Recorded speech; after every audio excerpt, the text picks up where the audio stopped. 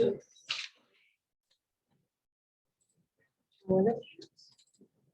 I was on objective. That's okay.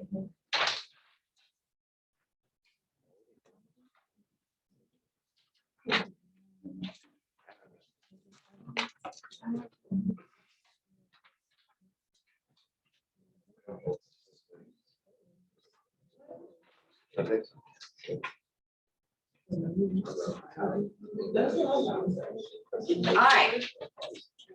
Let's go over these. I don't know. So for movie ratings, 1 through 5 stars, you should have gotten ordinal, right? Because that's a ranking system right there. Year of birth for college students, do we have interval on that? Did y'all get interval on that? Yeah, because it's evenly spaced between our years are evenly spaced. Eye color, nominal, the order of that doesn't really matter, does it? And then the average trade-in for a car would be ratio, because you could have an average trade-in value for the car. Okay? All right. So this is just kind of working on that level of measurement, all right? You'll have more problems to kind of work on like that in your homework assignment.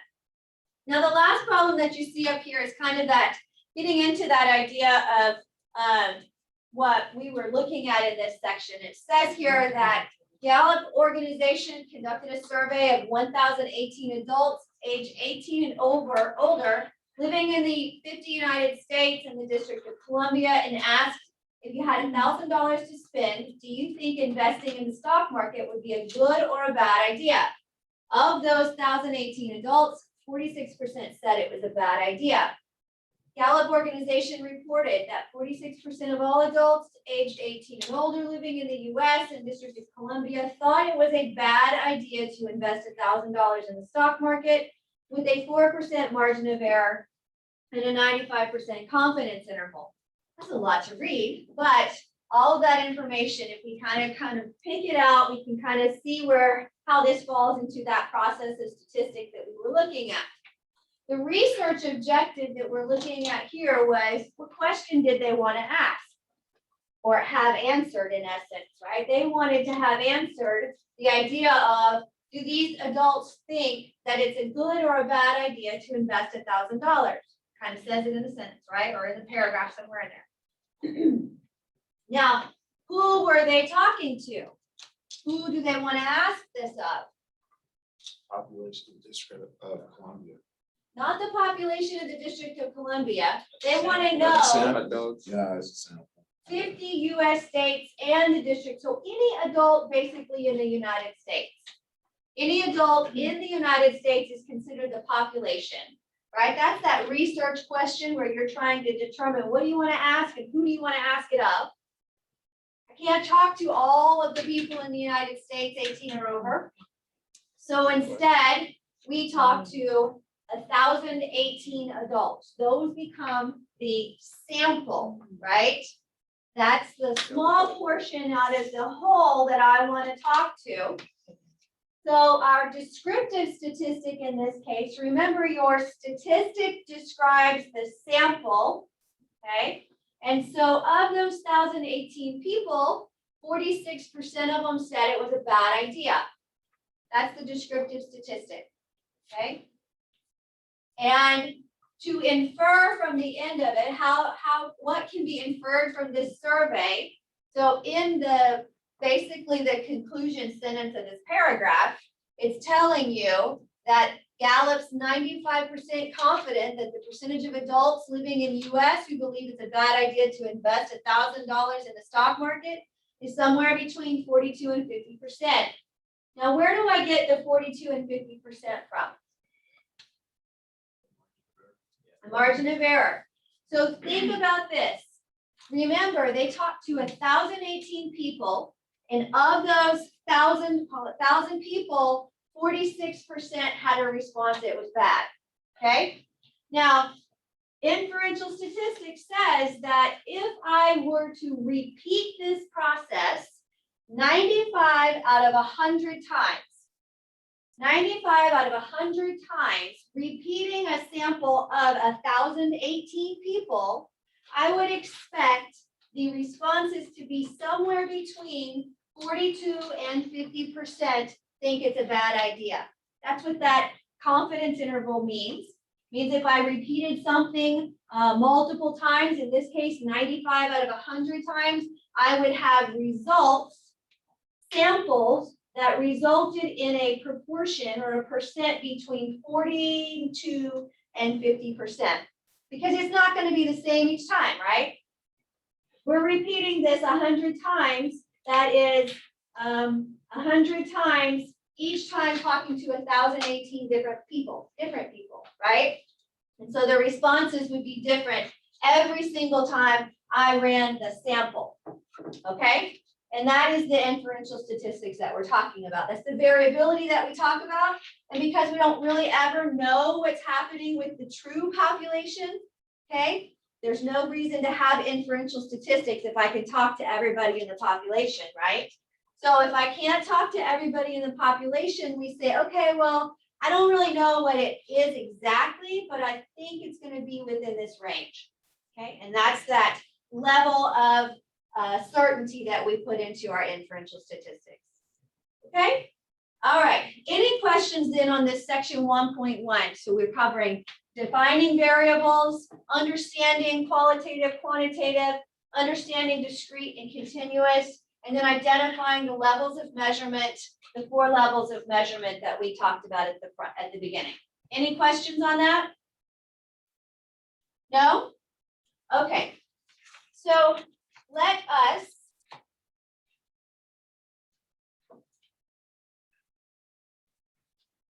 shift gears and now talk about something else. Now, one of the things I would ask, one of the things that we talked about in the last section was that process of statistics. And in that process, in those 4 steps of statistics, what was the first step again?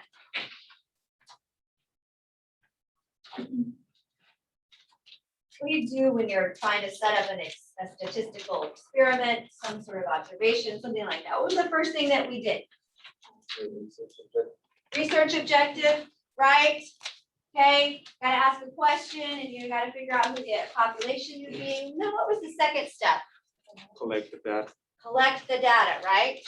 Now it's this collection of the data that we're gonna focus on right now. How do I go about collecting the data in a fair way, all right? Now I would tell you that if you were to go into the study of statistics, there is a whole section of studies specifically geared towards sampling, all right? So it's a study in itself, in essence, that you can focus on. And we're just really kind of highlighting some of the things that can take, this is kind of the getting your feet wet on it. So we're just kind of trying to understand what's going on here. There you go, there's more than you need. So you can see on the paper that I handed out to you, there are going to be 5, well, technically there's 4 methods that we're going to discuss. And then we have one more that we're going to pick up at the end. So if I were to go out and sample, just like the example that we were looking at a minute ago, where we can't talk to the whole population, we have to pull a sample of 1,000 people. How do I go about choosing those 1,018 people in a fair way? Okay, so the first thing we're going to look at in sampling would be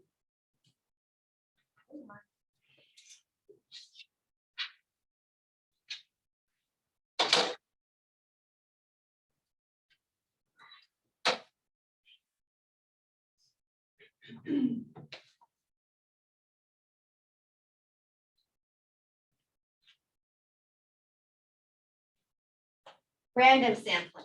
So I'm combining 2 sections right here. For the remainder of class, we're covering 1.3 as well as 1.4, all right? So it's a combined lesson and you will have a homework set over that combined lesson as well, okay? So random sampling has to do with the process of chance playing a role when we select our sample, okay? We want randomness or chance to play a role in that. If I were to flip a coin, right, there's a 50-50 chance that I'm gonna get heads, right? So if we were playing a game, or if we got to say, like in football, who gets the ball first, right? They flip a coin because that is random. Who is going to get heads, if that was what they called it, whatever, right? Okay, you don't want to have convenience play a role in that, right? We want everything in there to have an equally likely chance of being chosen, okay? So that becomes kind of important for us. If instead we let convenience be used, then that's usually not the right way to go about running a statistical process. And usually they'll throw the results out. They'll let you know that that's not really the way that things are supposed to work. So the goal of our sampling process should be to obtain as much information as we possibly can about that population with the least amount of cost and time, right? So talking to those 1,018 people, let's say, for the smallest cost and time. Okay, there's 4 methods we're going to look at. I told you we'll talk about that last one at the very end. The first one that we're going to approach here.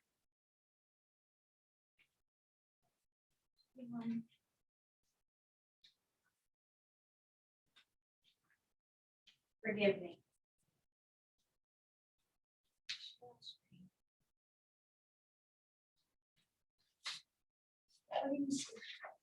See this? You were seeing all of this before, weren't you? Okay, that's good. Okay. So first one that we're going to talk about is simple random sampling. Simple random sampling is by far the easiest one for us to consider, okay? And it is almost the one that we use in addition to the remaining ones we're going to talk about, okay? It's the most simple one that we think of. This one, if you think about putting all of the names in a hat and drawing a name out of the hat, that would be simple random sampling, right? So let's say, for example, that I wanted to, out of our class that we have right here, I wanted to make a committee of, say, 3 people, okay? And I was going to draw names, or I was to assign the people into the committee. So I would take all of your names. I think there's 17 people enrolled in the class. I would take all of your names, I'd put them in a hat, shake the hat up, and then I would draw the names out of the hat, right? Okay, and a lot of times, so the names that we have right there, all of the names from the class would be considered the frame, right? That's all of the possible values or possible choices for us to choose from, and then I would pull them out. Now think about this for just a second. If we were actually doing it in class, and let's say I put all of them into in a hat or a bag or whatever, and I got a volunteer to come up here and grab a name out of the bag, what would they do? They would probably come up. What would their body language be like? Would they go like this and look in? Probably not, right? Why wouldn't we do that intuitively? What's everybody going to think? They're cheating, right? So we do that kind of, or no, I don't want to be, right? Because we want it to be fair, don't we? We want everything in there to be fair. All right, so that's why we kind of put it in there and shake it up. Well, if you don't, most often when we're doing random sampling like this, rather than typically putting them in a hat, we let technology help us choose those 3 people out of our classroom who's going to be on the committee. To do that, we usually do a random number generator. So what we'll do instead would be, I would take a list of names here and you all would be assigned a number, okay? And it's those numbers that would then be randomly shook up and chosen, all right? For us to determine who is going to be, what are the 3 people that would end up being in our committee, all right? So a random number is generated, and then if you had that random number, let's say. So let's say, for example, I said, okay, I've got you all assigned numbers. Each one of your names is identified as a number. All right, and I'm gonna just randomly choose off the top of my head 3 numbers between 1 and 17. Is that good, bad? What do you think on that? For me to just randomly pick 3 numbers between 1 and 17. Think it's fair? Why do you think it's fair? Because everyone within all the numbers would have the same Equally likely equally- chance Right. of being chosen? Okay. All right. Now, when I say I'm gonna randomly pick 3 numbers, let's pretend that I'm picking these 3 numbers out of my head. That they're not in a hat right now.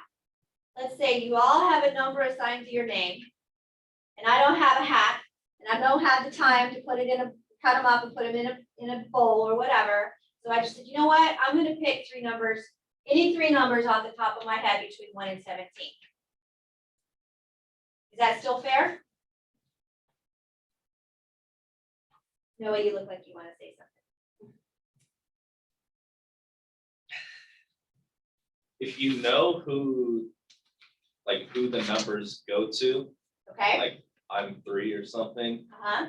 and you know who's 4s, 5, 6, then it wouldn't be fair because you know. Okay, so it could be biased that way if I already knew. That's kind of the difference between a double blind and a non-double blind, or, a single blind study, which you'll learn later, where nobody really knows. Okay, that's one thing. That's right. What else? Is it fair for me? Is every number 1 through 17 equally likely to be chosen in my brain? No. Why? There's certain numbers that people typically pick more than others, like 3, 5, 7, 10, Maybe birthdays, 15. right? Certain numbers, maybe there's a math pattern I happen to like, or some crazy thing like that, right? So even though it might seem fair, right? Even if I don't know any of the names associated with it, I just kind of randomly pick it. It's typically not the best choice to have, which is why we use a technology to be able to randomly generate those numbers between 1 and 17. Now, olden days, old school, they used to use a table of random numbers. We are never using a table of numbers in this class. There is one exception, but I'm not going to tell you what it is right now. Never, ever are we using a table in this class. I want to be clear about that, because your textbook is going to give you multiple different ways to answer questions. We're going to choose one way and be consistent with it in the semester. We're using StatCrunch. We're not using a table. Okay, so they used to have a table of random numbers that you could use to pick so that it wasn't in your head. All right. Excel has a random number generator. Your TI graphing calculators have a random number generator. You could probably Google random number generator, and there's probably one on the internet. All right. And we are going to specifically use StatCrunch to do our random number generator. So that's how we kind of help everything have an equally likely chance of being chosen, and that way we don't bias anything when we choose our samples. Now, 2 things I want to make sure that you write down here. First of all, I want to make sure that you write down some variables that we are going to be building this list of variables. All right. And the first one I want you to make sure that you have written down is N. Capital N is going to stand for the population size. My pen is looking crazy. So, capital N stands for the size of our population. Anytime you see a capital N in our statistics, that refers to the size of the population. Anytime you see a lowercase n, that is for the sample size.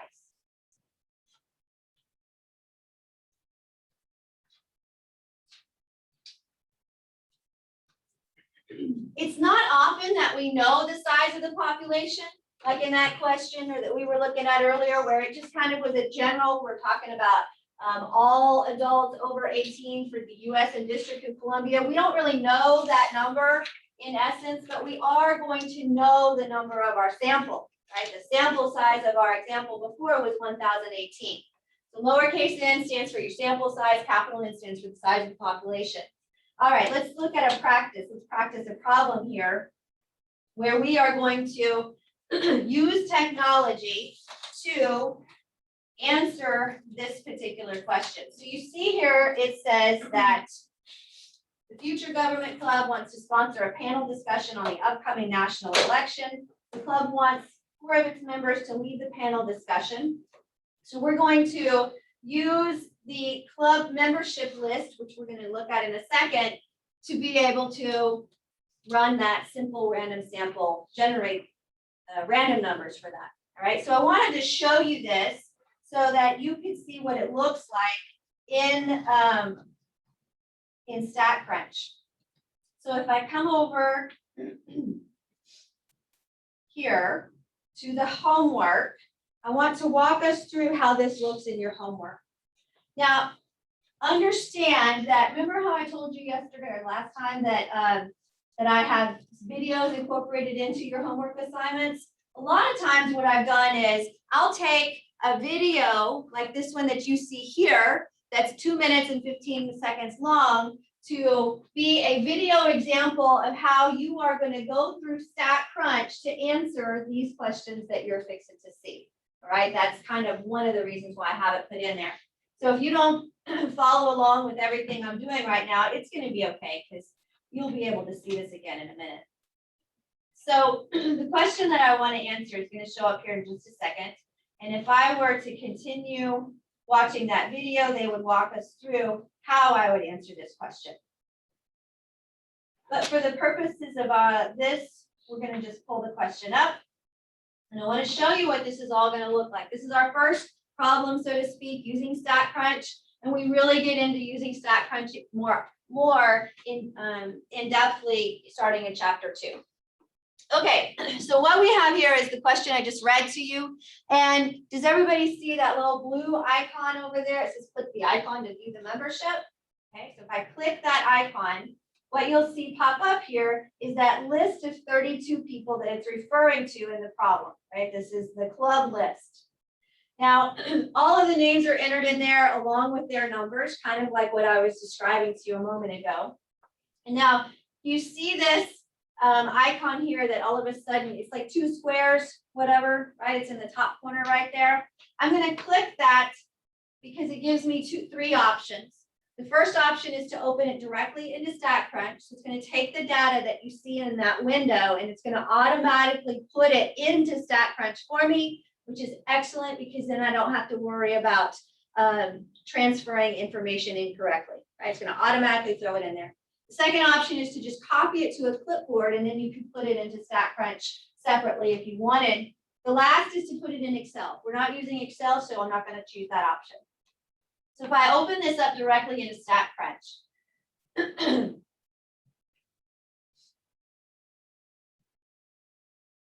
StatCrunch is a separate program that is embedded into Pearson. And so I had to make sure that I was entering through our Brightspace page to be logged into Brightspace for it to log you directly into StatCrunch, okay?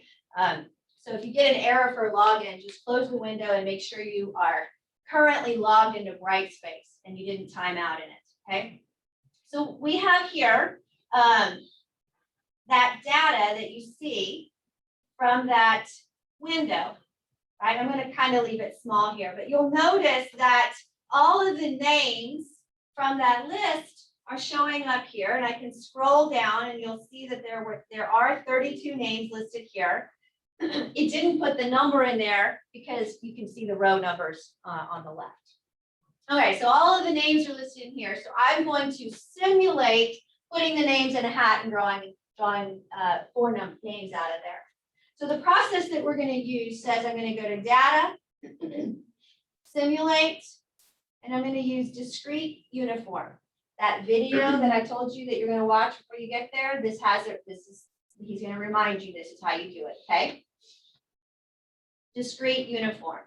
Now, we are choosing, according to this problem, we want to make a committee of 4 people, okay?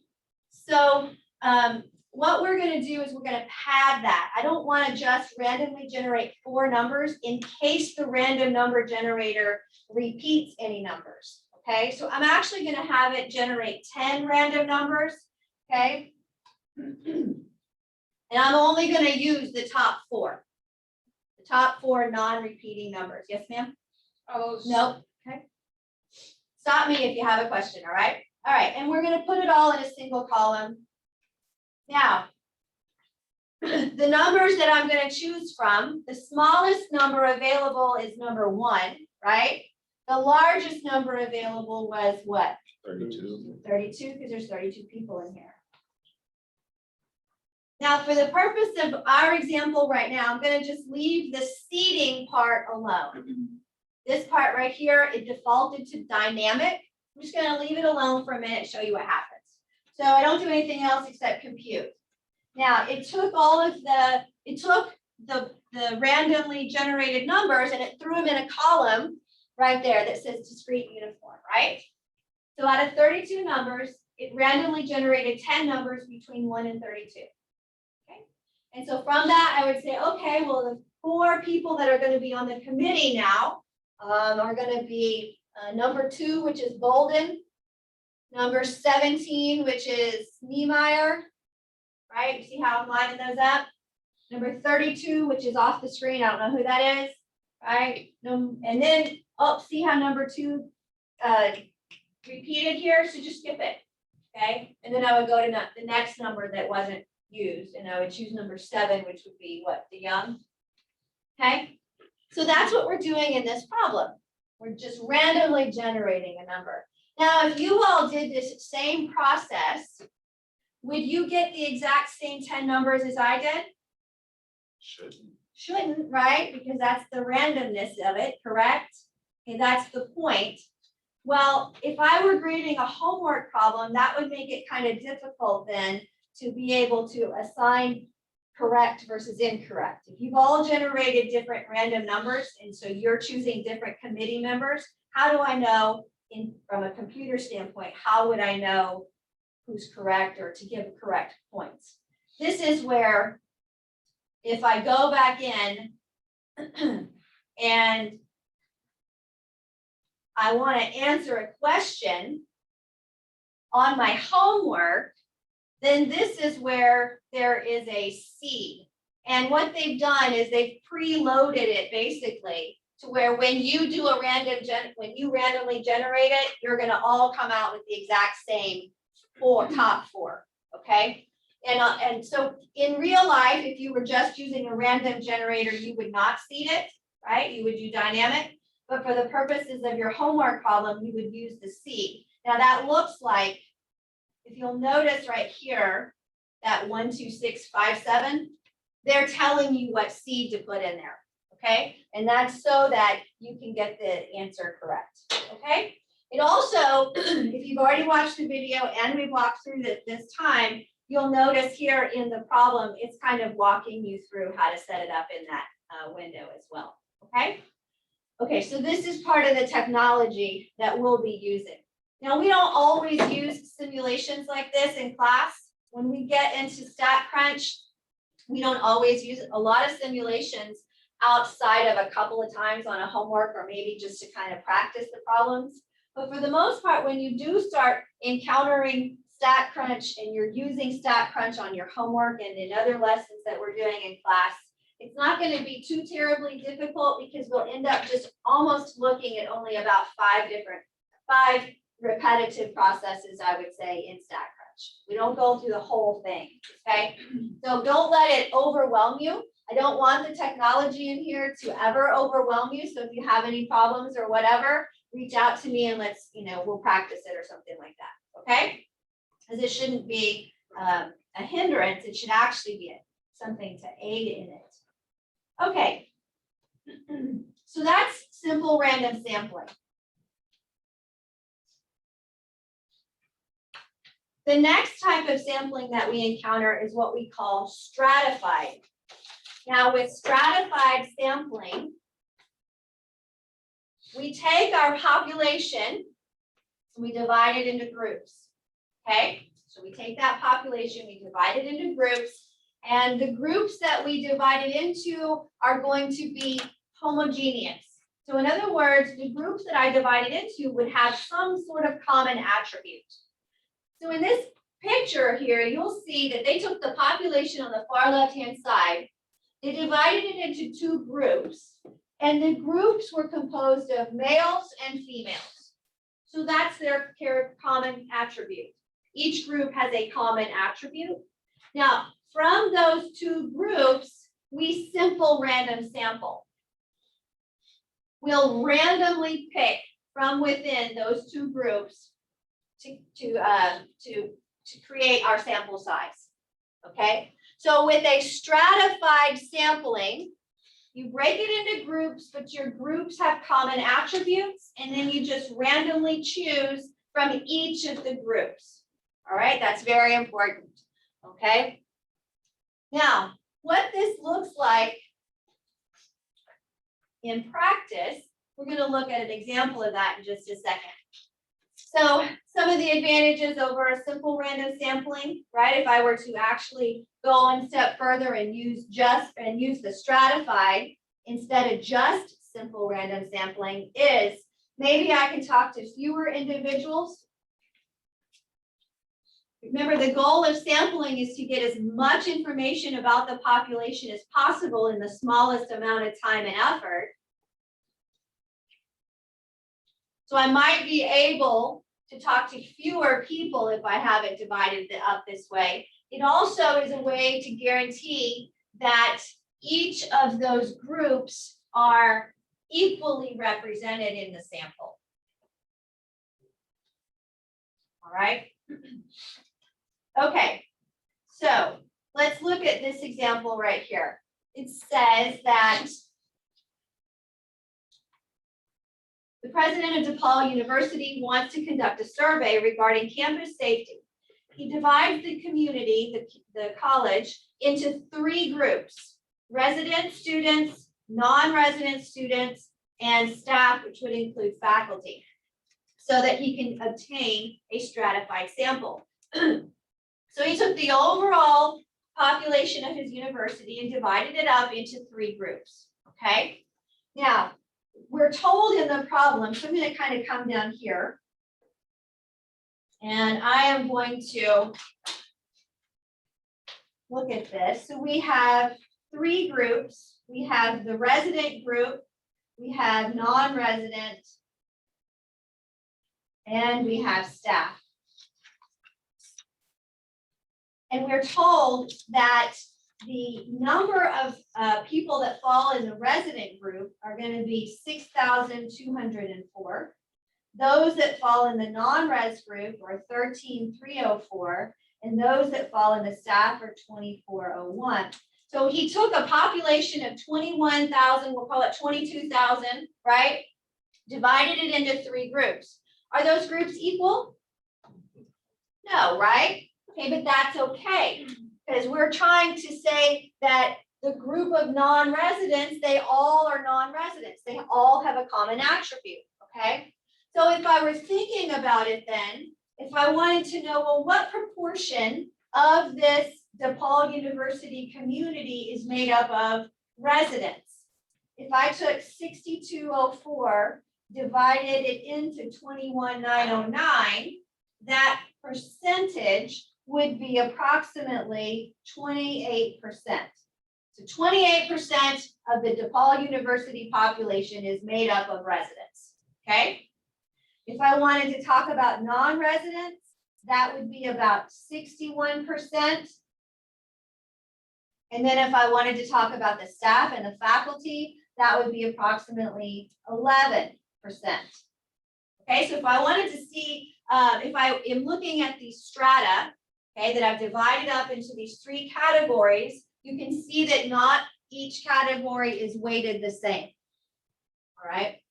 Now, let's say that he decides that they want to take a sample of the 21,000 and they want their sample size to be 100. What letter do I let represent my sample size again?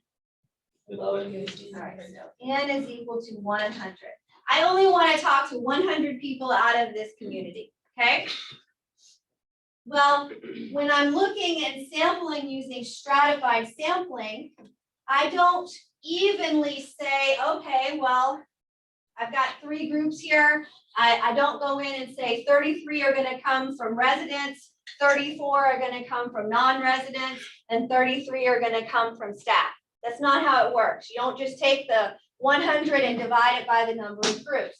Because if that were the case, if I were to evenly sample based on that, dividing it up evenly, if I sampled 33 people here and 33 people here, you can see that I'm not really sampling evenly, right? In proportion to what that group is in the population. All right. So instead, what we do is if we wanted to talk to 100 people, for the residents, 28% of 100 is equal to 28, right? For the non-residents, 61% of 100 would be 61. And then for the staff, what do you suppose there would be? Okay, so now I have the 3 groups and I'm sampling from the groups proportional to what the group represents in the total population. And that's how you make sure that each group is sampled evenly or equitably, I would say, okay? And we don't oversample one and undersample another. Okay, it's proportion to what they represent in the population. That's stratified sampling. Any questions on that? Okay. Now let's talk about systematic sampling. Systematic sampling is fairly straightforward. Basically, if you think about lining up your population in a straight line, and you're going to pick every 3rd person out of the line. Kind of like what you did on the playground in school, right? When you made up teams. So systematic sampling has to do with every kth person, right? Or every kth point. You randomly pick a number between 1 and k to start, and then select every kth individual. Now the k is going to come from the size of my population divided by the size of the sample that I want. That's how we determine what k is. So let's say, for example, let's go ahead and let's say I have a population of 50 and I want a sample size of 10. Out of the 50 people, I want to pull 10 people, all right? To determine every kth individual, I'm going to take 50 for the population, divided by the sample size, and I am going to now identify or select every 5th person, okay, out of the 50.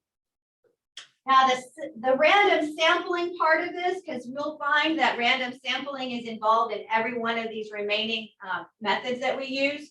The random sampling process says, okay, I'm going to take a number, or I'm going to pick a number from 1 to 5.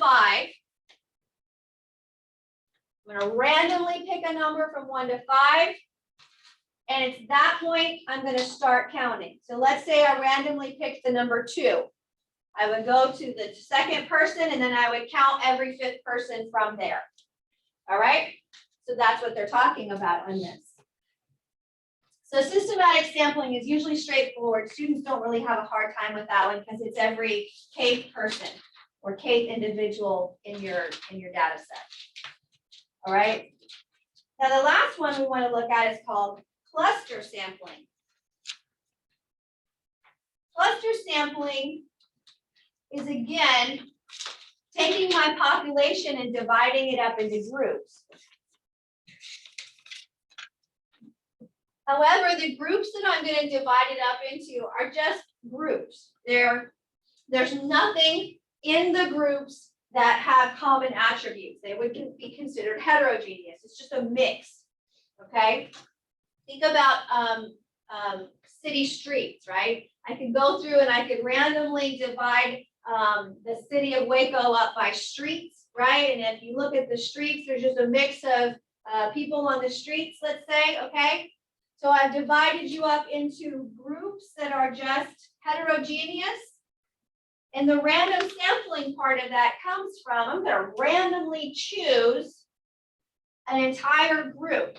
So maybe I randomly choose so many streets out of the city of Waco, and I go in and I talk to everybody on the street. So the difference between our cluster, which is what we're talking about here, and our stratified, which we talked about a minute ago, is on a cluster, we divide you up into groups that are mixed, right? They're heterogeneous. We randomly pick the number of groups I want to look at, and then I talk to everybody in the group. So up here, you'll see that we had a population of 24. We divided that population up into 6 groups. And then I randomly chose 2 groups, and I am going to I'm going to sample everybody from both groups that were chosen. Okay? So there is a difference between cluster and sampling. So in a stratified sample, we're looking to divide the population up into 2 or more homogeneous groups. And then we randomly sample each of those groups. For a cluster, we divide it into groups again.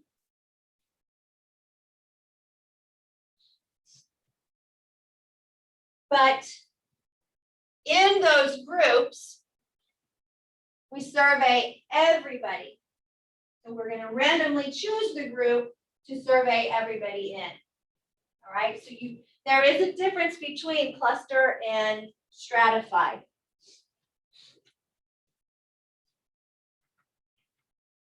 Any questions on those 2 differences? Okay, so cluster is mixed groups, picking out the mixed groups. You randomly choose your mixed groups, but you talk to everybody in them. Stratified is dividing up into common attributes and then simple random sampling from each of the groups. Okay.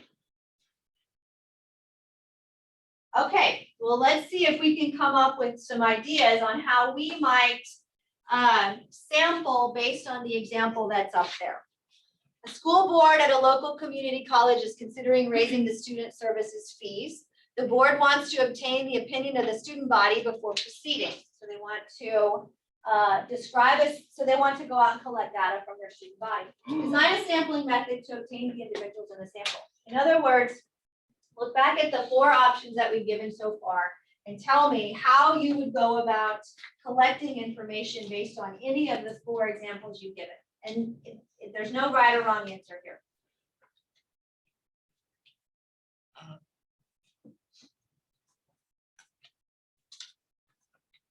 How would you apply any of the methods we've talked about? Yes, sir? Yes, sir. So don't I want to get, Would you do stratified sampling so you could ask all the students rather than like students and faculty? So this is asking you, how would you go about applying any of the methods, the 4 methods we've talked about, in order to collect data from the student body? So if you chose stratified, Noah, how would you implicate, right? How would you perform that sampling method? You could do it based on students that got scholarships and students that didn't, and a sample of each of those. All right, the percentage of those, okay, so you created the common attributes of scholarship versus non-scholarship, very good, all right. When you're thinking of that one, you could also think of, I think you could probably divide it up if you wanted to think about arts and sciences and workforce, because you have 2 departments, so those 2 divisions, right? All right, so Noah did stratified. Y'all can't use that one. Gotta come up with another one. Random sampling. Okay, and how would you perform random sampling based on this scenario? What would be the process?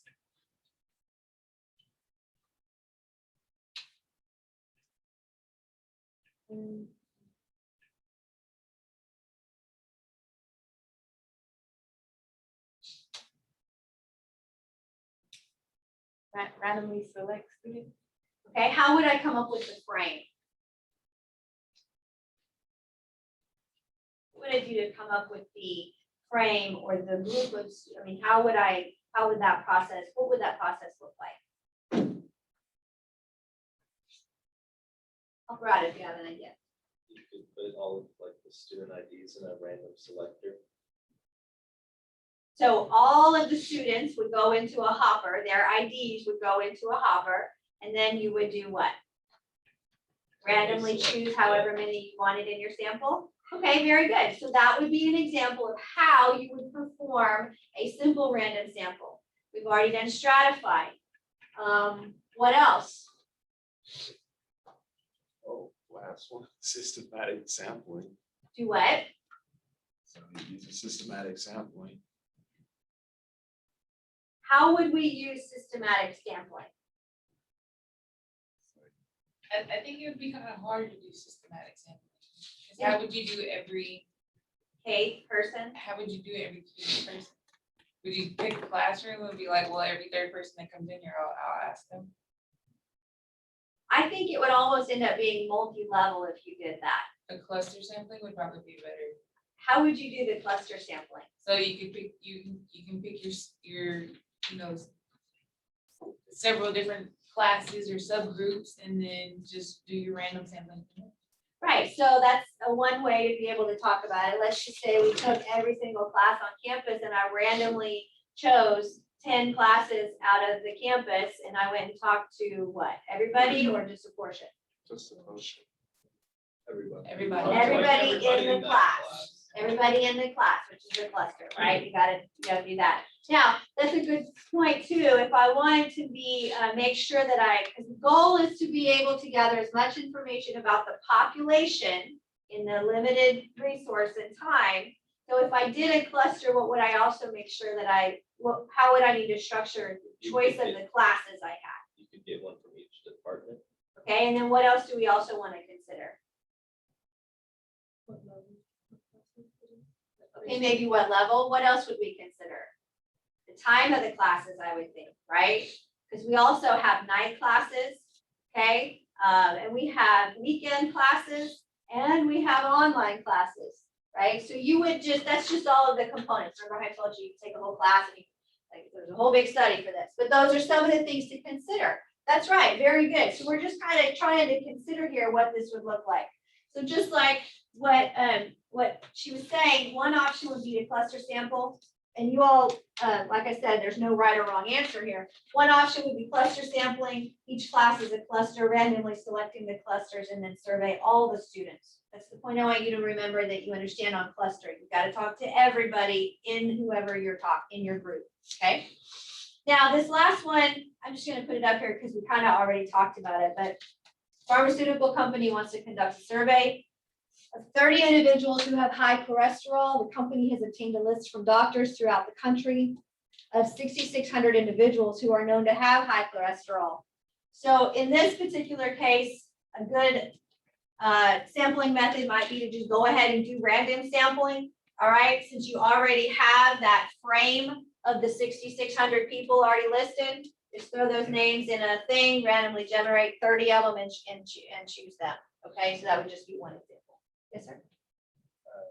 You did stratify, couldn't you do it based on like age, like 60 to 70, 50 to 60, and take a percentage out of that? Yes, that's a good one also. And like I was kind of saying to Ashley, right? Ashley, okay. So what I was when she was talking about cluster or the multi-stage, if you go in and look at like a Pew or a Gallup poll, and you look, they should have their sampling methods listed there. And it's kind of neat after you kind of look at all of this to be able to go in and they'll have it broken down. It's usually a multi-stage type of a sampling. So they'll use a combination of these types of methods that we're talking about right now to be able to, get a good feel for the population, which is what you're supposed to be doing. All right, so there's one more blank on your paper there, one more box for us to discuss, and that has to do with convenience sampling. When we think of convenience sampling, convenience samples are one in which the individuals in the samples are easily obtained. Well, that's kind of what the word convenience seems like, right? That's kind of how we define that. All right, now convenience samples. So an example of a convenience sample would be if I went to the grocery store. I feel like I said this already, so correct me if I did. If you go to the grocery store, how many of y'all have ever gone to the grocery store and you're walking out the grocery store and they want to take a survey, they're asking you if you want to take a survey or they want to talk to you about something or something like that. Has that ever happened to anybody? Yeah, some of you. Okay, that's kind of considered a convenience sample. So if I wanted to know some information, let's say about diet, I don't know, and I've decided I'm going to go to the grocery store and I've got a list of questions I'm going to ask these people that go through, and I go to the grocery store at 10 o'clock in the morning, and I go to Wooded Acres. All right, so that's the setup. What's the problem with that? Because it's pretty convenient for me. What's the goal of sampling? To get a random, or get like overall. To get information about the population, as much information about the population as possible for the smallest amount of time and money. And I'm only gonna go to Wooded Acres, and I'm going at 10 a.m. I'm gonna be there for an hour. What's the problem there? There's only a like, certain it's kind of person that would go at that time. Like you wouldn't have really any college students that would be there at the time, maybe. I don't know what kind of people that I would have coming in at 10 o'clock, but I wouldn't have everybody coming in at 10 o'clock, right? I would miss out on the people that were at work, right? I might have moms, I might have college students if they decided didn't have class that day, or people that are home or whatever, right? Okay, so I'm missing out on that. What else am I doing? I'm only at Wooded Acres. I'm only at the HEB over there on Wooded Acres. I only have one HEB in Waco. Do what? In the area, it's like you only have one HEB and Because I'm only hitting one HEB, right? So that convenience part of that is not giving me a bigger picture on the population of Waco, right? It's only getting a small snapshot of whoever is over there using the Wooded Acre grocery store between the hours of 10 and 11 in the morning. Okay, so that's why it's a convenience sample, and it's not really going to give you a good picture of the overall population of Waco. It's not generally a good idea. Okay, says, so any study that uses this type of sampling generally have results that are suspect, all right? And we usually look at those with extreme skepticism, that thing, right? Okay, how many of y'all know, how many of y'all recognize the survey that they send out at the end of the semester for you to evaluate your class and your faculty? Right? Okay, that to me is a type of convenient sampling.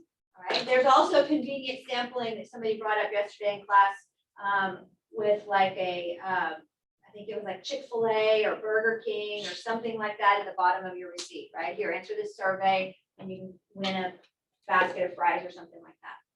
So, and I had one time, I had a manager for Chick-fil-A in my class, and we were talking about this convenience sampling and how it's not always indicative of the larger population, because when you think about convenience sampling like that,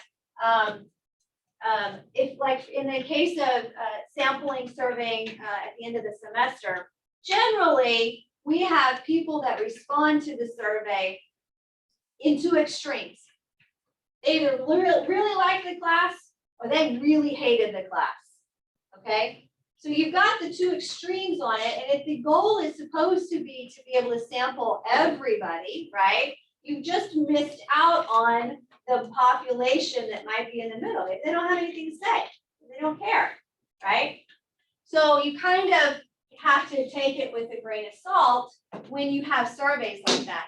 Hence the reason why that survey that the girl was talking about yesterday, when they tried to put a prize or I forgot what we called it yesterday, you know, like you're gonna get something if you do the survey, right? That is enticement or something like that, right? That is trying to get those people who wouldn't normally answer a survey, who don't have the extreme, you know, answers, trying to get that middle ground to be able to answer the surveys. So convenient sampling is the last one. All right, are there any questions so far about then the survey method? So there's 5 survey methods, but we only really like to use about 4 of them, okay? 4 of them when we're talking about our survey methods here in the class. All right, so what you have there on your paper are some examples that I want you to work together with the people that are around you, okay? I'd really like for you to maybe just start on problem number 3. And then try to do, let's just do 3 and 5, and then we'll go over the answers. We only have about 5 minutes left. So 3 and 5, okay? Sit and work with other people if you want. If you want to check your answers with other people, that'd be great.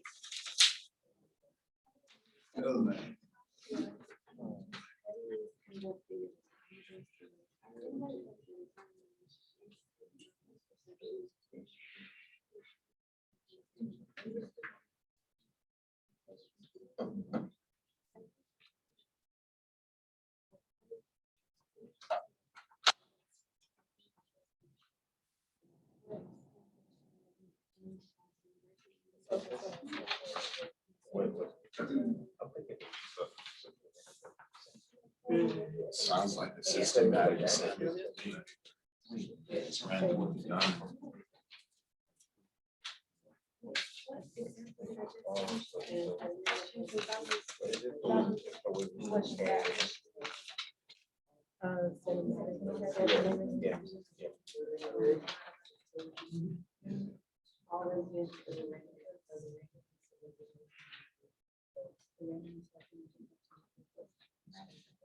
Yeah, simple random sampling. I don't know. I have no idea because it.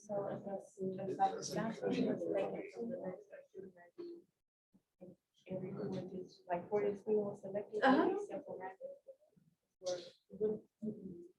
Is it because like it's giving you a number? So what do you think it is? So, It'd be a systematic.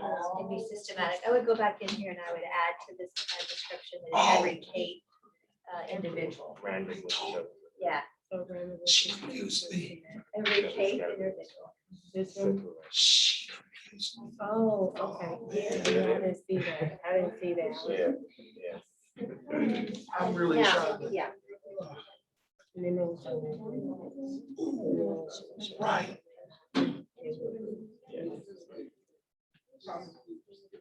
Should have gone with my answer. No. what y'all think it is? no.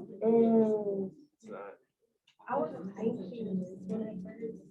Systematic, I thought it was. Number 1, number 3A is systematic. I'm with you on that one. I don't agree with B.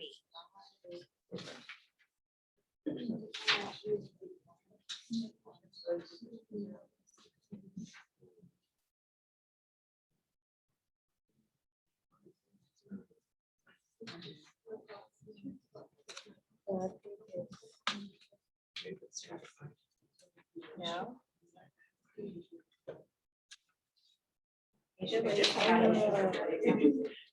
I was thinking close. And why? Because it's selecting random numbers. It has to be, right? Am I wrong? You're not incorrect. because- It says Yeah. all of them. So you're correct. You, Oh. they divided it up and you just had nursing homes, right? Which would be a mixed population if you're just looking at nursing homes. And then all residents were randomly, so of the residents. So I was referring to what you had said earlier. So it's cluster. Cluster, yeah, I heard, but I was just like, wait a minute, it's not a simple random sample. No, it's like- it's So not- you understand why it's cluster? Yeah. Yeah, so right here, all residents of those selected nursing homes. So with cluster, you're gonna talk to all of the people from the group you select. With stratified, you just talk to pieces of the people. who come in your-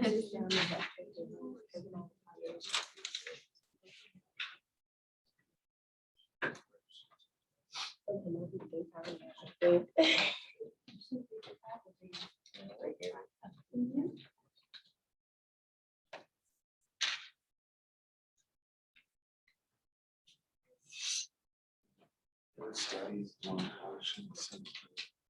Random sample, still good for 3 days. Study time, we haven't made it. Children were- Anytime I get it. Indeed. So it's like, anytime I get it. Because I know Would that be a stratified sample? Yeah, what I normally do is when I write that out. For numbers. Based on For sheet, sheet. it's easier that way. I didn't get all, just like I- Yeah, so I can do that. They have common attributes first. Yeah. Because it's all has to do, like, yeah. All right, real quick, we're out of time. Real quick. Question number 3A, did everybody get systematic? B, you got cluster. C, you should have gotten stratified. Yeah, all right, and on question number 5, in a political poll, what would be a good frame? So typically, when you are a registered voter, you can only register as one party, can't mix, all right? So you can be either Republican, Democrat, or independent as a registered voter, so that would be your frame, okay? And then stratified would help to have equal representation if you think about it in terms of this. Let's take Austin, which is a typically more probably Democratic city. And so the proportion of Democratic voters in Austin would potentially be higher than maybe Republicans and independents. So if you stratified those groups, you could proportionally sample that so that you have equal representation, right? You could think the same thing in maybe like Amarillo, where it's probably a little bit more conservative up in the panhandle of Texas, right? So you would do the same kind of thing. If I just randomly sampled and divided up the the population of Austin and randomly chose 100 people out of the city, the likelihood that I maybe get more Democrats than the others might be higher just because the population's weighted higher in that way, okay? That's what they're talking about in that last example. All right, you got homework over this? I'll see you back here on Tuesday next week. This is the homework.